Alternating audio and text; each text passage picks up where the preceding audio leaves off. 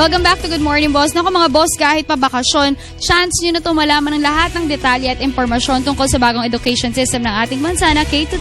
Alamin natin yun with JC Tejano and Lulu Lapis sa K-12 Kaalaman.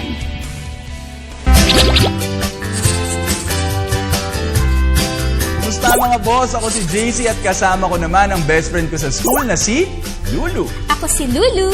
Sa susunod na 3 minuto, sabay-sabay nating palawakin ang ating kaalaman sa K-12. Na bahagi ng Philippine Development Plan o PDP.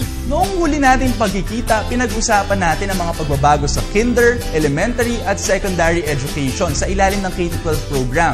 Ngayong umaga naman, pag-uusapan natin ang iba't ibang learning areas mula grade 1 hanggang grade 12. Sa ilalim ng K-12 curriculum, merong 4 areas. Una na riyan ang language. Sa ilalim ng language, ituturo ang subjects na mother tongue, Filipino at English. Para sa inyong kaalaman mga boss, tumutukoy ang mother tongue sa ating wikang nakagisnan. Kaya naman, kung ang mga mag-aaral mula grade 1 hanggang grade 3 ay taga-Ilocos, wikang Ilocano ang gagamitin ng guro sa pagtuturo ng aralin. Naniniwala ang kagawaran ng edukasyon na sa pamamagitan ng paggamit at pagtuturo ng mother tongue, mas madaling matututo at makakasabay sa klase ang mga bata. Sumunod na learning area naman ay Arts and Humanities. Sa klaw ng learning area na ito ang music, arts, PE at health o MAPE, edukasyon sa pagpapakatao at araling panlipunan. Noon, ang subjects na araling panlipunan, values education, MAPE at TLE ay binibigyan lang ng isang marka sa ilalim ng subject na makabayan.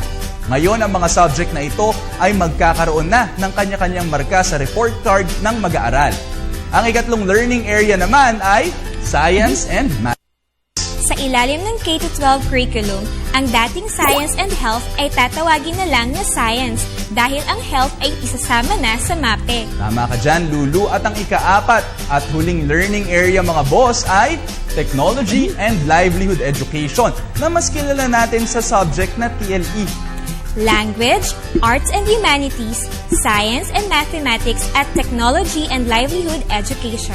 Yan ang 4 na learning areas na pag-aaralan ng mga mag-aaral mula grade 1 hanggang grade 12 sa ilalim ng K-12 program. Sa susunod nating pagkikita, ibabahagi naman namin sa inyo ni Lulu ang istruktura ng subject na Mother Tongue. Samantala, para balikan ang aming past episodes, bisitahin lang ang aming YouTube channel. Ako si Lulu. At ako naman si JC Tejano para sa K-12 Kaalaman.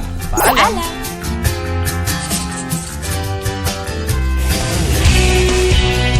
At yan, syempre, si JC Tejano never fails talaga to update us on the latest education program from the Department of Education, ang K-12.